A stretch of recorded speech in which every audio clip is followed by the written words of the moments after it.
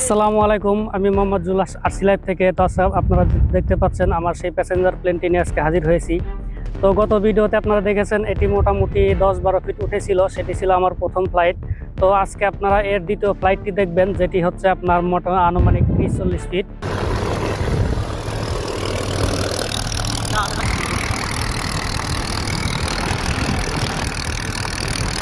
আসসালামু আলাইকুম।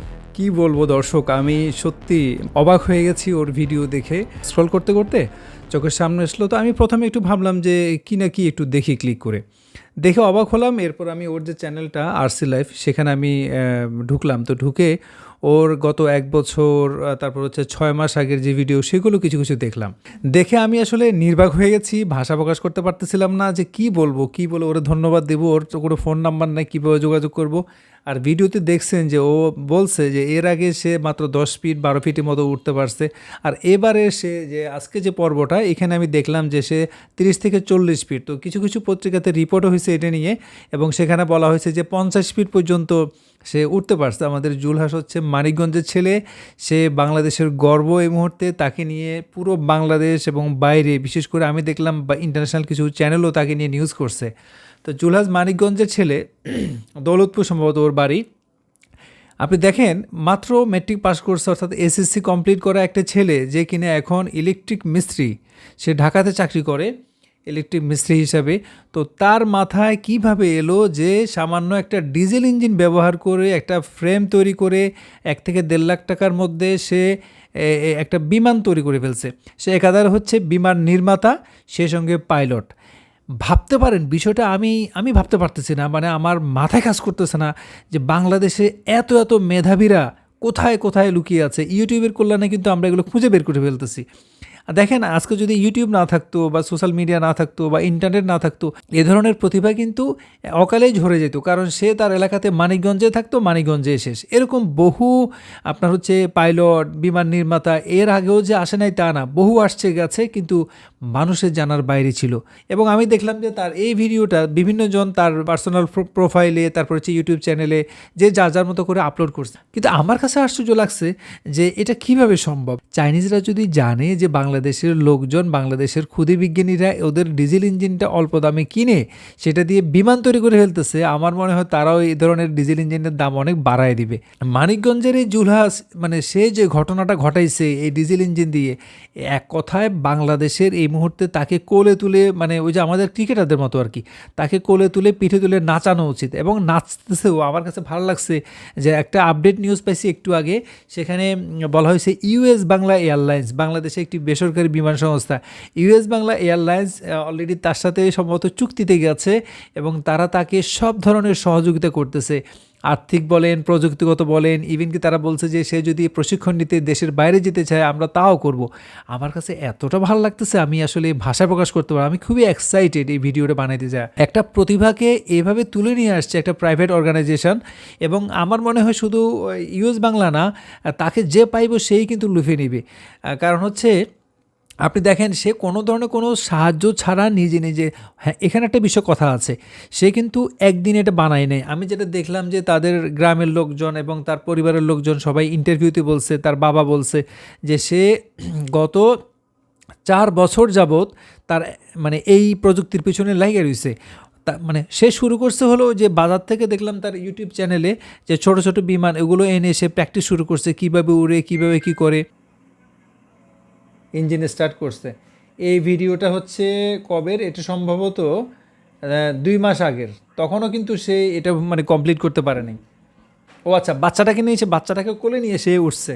এখন দেখা যাক এটা চলে কীভাবে, এটাকে আকাশে উঠবে নাকি। ও আচ্ছা, কাজ করতেছে এটা সে এখন। তখন এটা মানে ওই যে আমরা যেটা রানওয়ে বলি না, তখন তো জমিরের রানওয়ে বানাইছে, রানওয়ে বানায় সেখানে সেটা চালাইতেছে। দেখেন চেষ্টা কি না হয়। একটা ডিজেল ইঞ্জিন চালিয়ে তার মাথার মধ্যে কাজ করতেছে যে এটাই সে বিমান করবে, এটাই সে বিমান বানাবে। এখন সে এই যে জমি, এটা কিন্তু মানে গ্রামের একদম কৃষি জমি সম্ভবত তাদের, বা তাদের এলাকার একটা জমি। সেই জমির মধ্যে সে একটা বাচ্চাকে কোলে নিয়ে সে বিমান করতে, তার স্বপ্নটা তাকে বড় করে ফেলছে। তার স্বপ্ন সে দেখছে যে আমি এটাকেই বিমান বানাবো। এটা মানে একটা আজব ঘটনা, বাংলাদেশের 54-55 বছর বয়সে কারো মাথায় কি আসছে যে একটা ডিজেল ইঞ্জিন দিয়ে সেটাকে বিমান বানায় ফেলবে? বাট দেখেন সে লেগেছিল এটার পিছনে।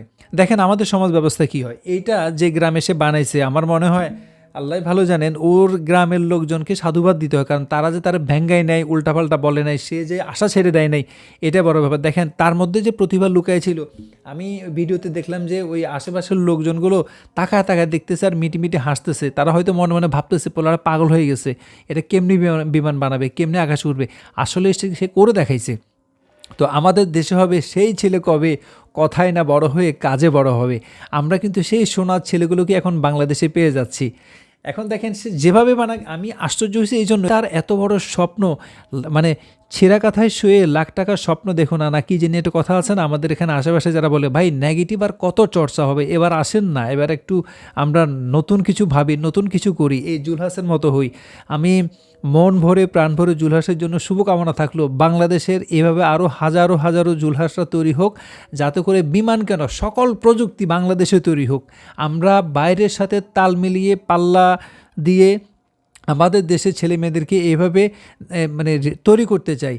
পড়াশোনা যে কোনো ম্যাটার না, দেখেন সারা বিশ্বের যত বড় বড় প্রযুক্তি কোম্পানিগুলোর মালিক টালিকরা আজকে সব কিন্তু এইভাবেই স্কুল পড়ুয়া, অথবা দেখবেন যে আপনার ওই যে আমরা কি বলি যারা ঠিকভাবে পড়াশোনা করে নাই, স্কুল থেকে পালাইছে, আজকে জুলাসের অবস্থা কিন্তু ওইরকমই অনেকটা। সে এসএসসি পাস করার পরে টাকা পয়সার অভাবে সে পড়তে পারে নাই, সে কিন্তু শুধুমাত্র এসএসসি কমপ্লিট করতে পারছে।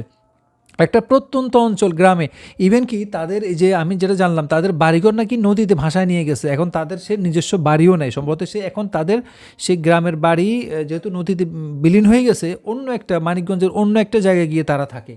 সেখানে থেকেও তার মাথার মধ্যে ঘিস করছে যে কিভাবে আমি, ছোটোখাটো কোনো বিষয় নয়, সে কিন্তু ওই যে বেবি ট্যাক্সি, মোটরসাইকেল, বাইসাইকেল এগুলো নিয়ে চিন্তা করে না, সে চিন্তা করছে বড়, আমার চাইতেও আমার স্বপ্নে, মানে মানুষ তার স্বপ্নের চাইতেও বড়, এটা সে প্রমাণ করতে পারছে। সে কোনো ধরনের যার বাড়ি নাই, ঘর নাই, ঠিকানা নাই, সে কিনা আকাশে উঠবে, এই স্বপ্নটাকে ধারণ করে আজকে সে আগায় গেছে।